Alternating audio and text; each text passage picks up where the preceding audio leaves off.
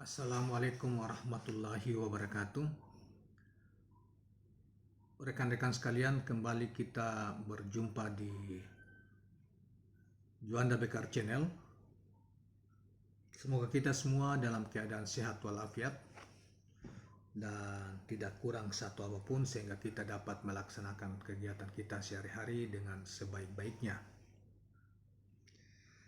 Kawan-kawan sekalian, kali ini kita akan mengetengahkan sebuah risalah ini masih berkaitan dengan masalah peristiwa Isra Mi'raj, tetapi kita hanya mengambil risalah tentang rahasia Sidratul Muntaha atau Sidratul Muntaha yang tercantum di dalam kitab Nasihat Langit Penentram Jiwa dari Syekh As-Safuri jilid ke-4.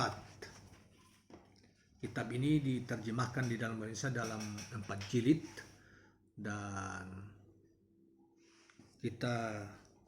kali ini kita mencoba untuk mengurai satu-satu tema yang secara keseluruhan masih berkaitan masalah peristiwa perjalanan malam hari Rasulullah SAW yang mi'rajkan kepada oleh Allah Subhanahu wa taala kepada Nabi Sallallahu alaihi wasallam, Nabi Muhammad, yang di Indonesia bahkan di belahan dunia negeri-negeri museum lain sering diperingati, dan paling sering adalah di Indonesia. Dan beberapa malam yang lalu juga sudah diperingati peristiwa ini diperingati oleh negara, dalam pengertian Istana Negara mewakili negara untuk memperingati peristiwa Isra Mi'raj ini. Saudara sekalian, Sidratul Muntaha adalah langit ketujuh di samping surga. Akarnya berada dalam surga, cabang-cabangnya berada di bawah kursi, dan ranting-rantingnya berada di bawah arsy. Tempat atau makam malaikat Jibril berada di tengah Sidratul Muntaha, ditutupi oleh para malaikat seakan-akan mereka kupu-kupu dari emas. Sebagaimana tentang Sidratul Muntaha ini digambarkan di dalam surat An-Najm ayat 16 yang artinya berikut ini. Muhammad melihat Jibril ketika di Sidratul Muntaha meliputi oleh sesuatu yang meliputinya. Dalam kitab tafsir Al-Qushairi diterangkan bahwa maksudnya ialah bahwa Allah memberi akhir surat Al-Baqarah kepada nabinya Muhammad SAW, dan dia mengampuni umatnya. Najamuddin An-Nasafi, maksudnya nama-nama yang kita kutip sini adalah para ahli tafsir, para ulama-ulama yang otoritatif yang dikutip di dalam kitab ini ya. Misalnya kemudian Najamuddin An-Nasafi berkata, Sidratul Muntaha itu diliputi oleh para malaikat dari emas dalam berupa belalang.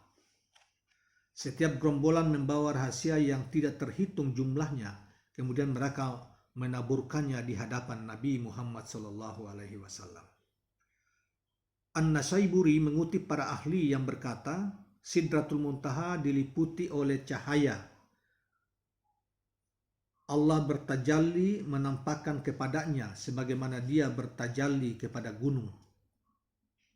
Tetapi Sidratul Muntaha lebih kuat dari gunung. Nabi Muhammad sendiri lebih kuat daripada Nabi Musa alaihissalam karena beliau tidak pingsan ketika melihat gunung yang hancur. Dan sesungguhnya Sidratul Muntaha tidak akan pernah berguncang karena makhluk. Al-Alai, seorang ulama yang bernama Al-Alai, nama singkatannya, mengatakan bahwa pada akar Sidratul Muntaha terdapat mihrab malaikat Jibril. Kemudian malaikat Jibril itu mengumandangkan azan. Ketika dia mengumandangkan azan, Allah Maha Besar. Allah Maha Besar, Allah pun berfirman, kamu benar, wahai hambaku, aku lebih besar daripada segala sesuatu. Kemudian dia mengumandangkan, aku bersaksi bahwa sesungguhnya tiada Tuhan selain Allah. Allah pun berfirman, kamu benar wahai hambaku, tidak ada Tuhan selain aku. Ketika dia melanjutkan mengumandangkan, aku bersaksi bahwa sesungguhnya Muhammad adalah utusan Allah. Allah pun berfirman, kamu benar wahai hambaku, Muhammad adalah hambaku dan utusanku, maka sambutlah dia. Ketika dia mengumandangkan mari melaksanakan salat, Allah pun berfirman, hamba yang melaksanakan pasti beruntung.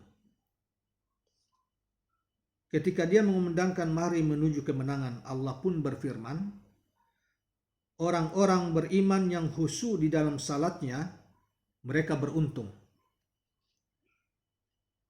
Para malaikat berbaris bersaf-saf, setiap saf seperti antara timur dan barat. Kemudian malaikat Jibril melaksanakan salat. Malaikat Jibril melaksanakan salat 2 rakaat bersama mereka sebagai imam mereka. Kembali ke riwayat sebelumnya, kelanjutan pengalaman Isra Mi'raj Rasulullah bahwa beliau mengutarakan, kemudian para malaikat arsy menghadap secara berkelompok. Semuanya mengucapkan salam kepadaku, lalu satu malaikat keluar dari hijab yang mengiringi Tuhan yang Maha Penyayang. Maksudnya mengiringi arsy-Nya berdasarkan riwayat As-Samarkandi. Kemudian jelas Rasulullah SAW, malaikat Jibril berangkat ke hijab terbesar di samping Sidratul Muntaha. Di situ ada satu malaikat yang sulit digambarkan dengan kata-kata. Lalu aku bertanya, siapakah dia? Malaikat Jibril menjawab, demi Tuhan yang mengutus engkau dengan kebenaran. Aku belum pernah melihatnya sejak Allah menciptakanku. Lalu malaikat itu mengumandangkan azan, tapi tidak ada jawaban pada kumandangnya. Mari melaksanakan salat, mari menuju kemenangan. Dalam sebagian kitab Mi'raj diriwayatkan bahwa Nabi Muhammad SAW bersabda, aku melihat burung-burung hijau yang sedih, orang senang, orang yang sudah tua, juga perempuan yang sudah tua di atas pohon. Aku bertanya, wahai Jibril, siapakah mereka? Malaikat Jibril menjawab, orang-orang yang sudah tua itu adalah Ibrahim alaihissalam. Perempuan tua itu adalah Syarah, istrinya Nabiullah Ibrahim.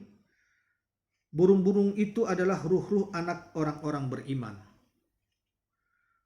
Orang yang sedih itu adalah siapa saja yang sebentar lagi meninggalkan keluarganya.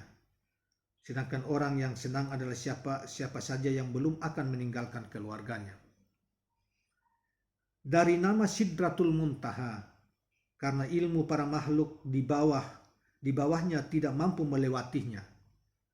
Ilmu makhluk di atasnya juga demikian, tidak mampu melewatinya. Maksudnya ia adalah bahwa makhluk yang ada di bawahnya tidak mengetahui makhluk yang ada di atasnya. Dan makhluk yang ada di atasnya tidak mengetahui makhluk yang ada di bawahnya. Menurut Ali bin Abi Thalib, diberi nama Sidrat al-Muntaha karena manusia berada di atas sunnah Muhammad berhenti di sana. Ada yang berpendapat diberi nama Sidratul Muntaha karena siapa yang berhenti di sana berarti telah sampai di puncak kemuliaan pengetahuan. Bahkan Al-Hasan berkata, sesungguhnya dia diliputi cahaya Tuhan alam semesta. Kembali dikutip firman Allah di dalam surat An-Najm ayat 16 yang artinya Muhammad melihat Jibril ketika Sidratul Muntaha diliputi oleh sesuatu yang meliputinya. Al-Baghawi menjelaskan maksudnya adalah diliputi oleh kupu-kupu dari emas. Ada yang berpendapat diliputi oleh cahaya keagungan, sedangkan tirai-tirai dari permata, yakut, dan jamrud diturunkan. Sidrat al-Muntaha diberi kekhususan dengan hal-hal utama seperti ini. Karena ini ia memiliki 3 hal, yaitu bayangan yang dipanjangkan, makanan yang lezat, dan aroma harum. Hal tersebut serupa dengan iman yang menghimpun 3 hal, yaitu perkataan, niat, dan perbuatan. Diumpamakan dengan iman, bayangan Sidral Muntaha itu seperti perbuatan karena iman melewati pelakunya, seperti bayangan melewati orangnya. Rasanya seperti niat karena niat itu samar. Aromanya seperti perkataan karena aroma itu jelas. Karena itulah ketika Nabi Muhammad SAW sampai di Sidratul Muntaha, para malaikat pun mengetahui hal tersebut karena cahaya turun seperti tetesan awan.